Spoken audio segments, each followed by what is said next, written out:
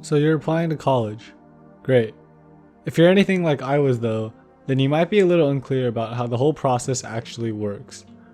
Maybe you've heard some buzzwords like Common App, or supplemental essays, or constant migraines, but you're still not entirely sure how they all come together. Well, worry not, because today I'll be breaking down the college application process in its entirety. Obviously, you have to first figure out where you want to apply. Now, it's possible that your parents have carefully and thoughtfully curated a college list for you, but if not, then you can start by asking yourself a few questions. Do you want to attend a public or private school, a university or liberal arts college? Do you want to drown in student debt? Wait, how much is this school's tuition again? Oh my god. So after you've vaguely decided on a few arbitrary criteria to determine where you think you want to spend the next few years of your life, you're going to need to do some college research. And by college research, I mean going to their website and skimming a bunch of pages before realizing that 1, you don't even know what you're looking for, and 2, these colleges have all found a way to say the same things about intellectual curiosity and a tight-knit student body, but with different words and photos of ethnically diverse students. This one isn't even a complaint. It's genuinely amazing.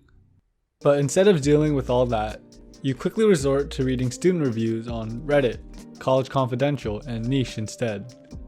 Maybe you even feel encouraged enough to use Naviance. Just kidding. No one uses Naviance. It sucks. The only thing Naviance has going for it is this soul-crushing scattergram that you consciously choose to revisit, but even then, half the time there isn't enough data available, so what are we really doing here? Anyways, you need a decent amount of schools on your list in case you get rejected from your top choices, so you toss in some schools here and there. Then, a bit later, you probably add a couple more, because you never really know what could happen. And then, maybe include just a few more, because, well, better safe than sorry. And then suddenly you've got like 20 schools on your list, half of which you don't really know anything about, and just added because the campus looks sick, or because it had this one cool looking program. And you start asking yourself, do I even know what I want? What am I doing this all for? Who am I doing this all for? But this isn't the time for critical thinking and nuanced self-reflection. Imagine that. Yeah, so anyways, now you've got to go write some supplemental essays. You start off strong by creating that new Google Doc.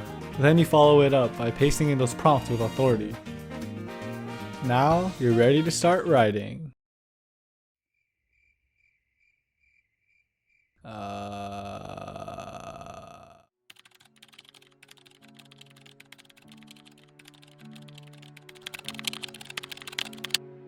Alright, let's check out the word count.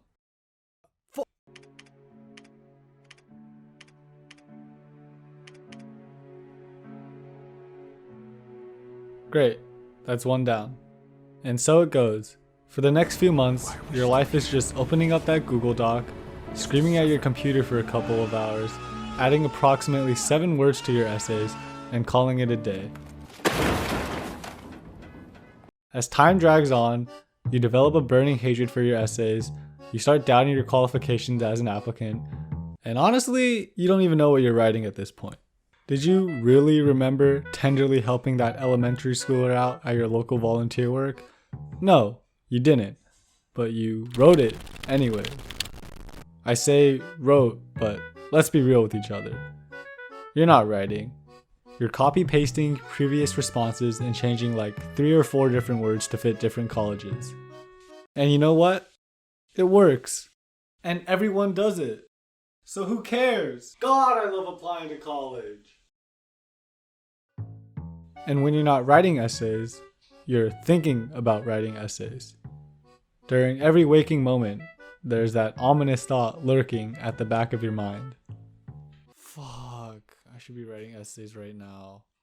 This isn't because you just inexplicably love writing essays, but because these essays are a constant, taunting reminder that you're so close to the end of this process.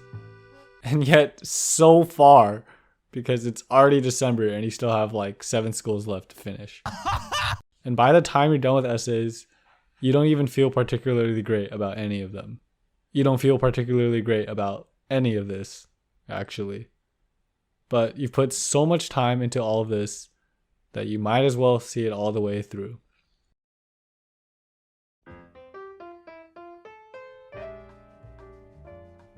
Okay, you're done with your essays.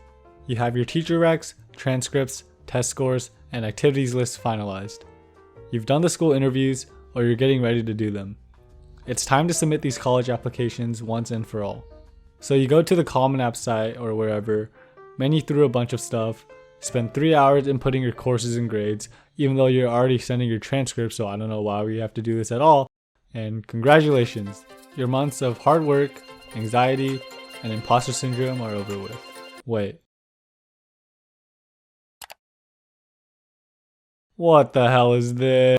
As I was saying, congratulations, your months of hard work, anxiety, and imposter syndrome are over with. Oh, sorry, did I say over with? I meant to say they're about to begin, because it's early application decisions time. We're out here mashing refresh on r/A2C and College Confidential every day, cross-referencing common data sets, making superstitious Reddit posts about manifesting acceptances, trying to figure out when the fuck mid-December actually is, and spontaneously Googling the school and clicking on the same links that you clicked on a million times before because, why? It's not like any of this changes the ultimate decision, but you do it anyways because, I don't know, maybe there's something reassuring about those familiar purple links. Maybe there's something cathartic about constantly downplaying your application and outwardly complaining that you're going to get rejected, even though all of this is really just a coping mechanism that provides you with an illusory sense of control and vindication. But no matter what you do, the decision day eventually comes.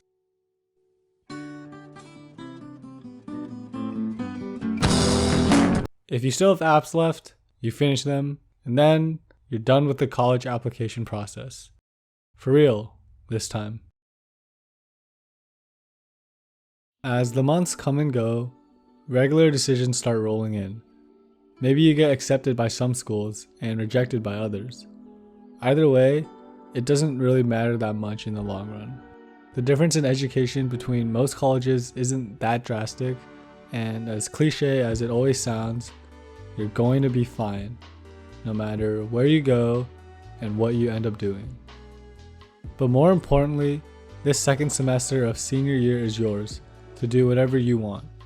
After 4 years of slaving away at schoolwork and complaining about excessive stress, pressure, anxiety, and pain, you've now got all the agency in the world to pursue those passions that you previously never had the time for. These next few months are going to be great. You can play video games whenever, binge TV shows and movies to your heart's desire, crack open a cold one with the boys, or read and learn everything under the sun. You're going to have your hands full with a bunch of projects and have all sorts of fun events planned. With so much creative potential at your fingertips, surely there's no way that you're ever going to feel an ounce of boredom or existential ennui. Because you're finally free. So now, well, now what?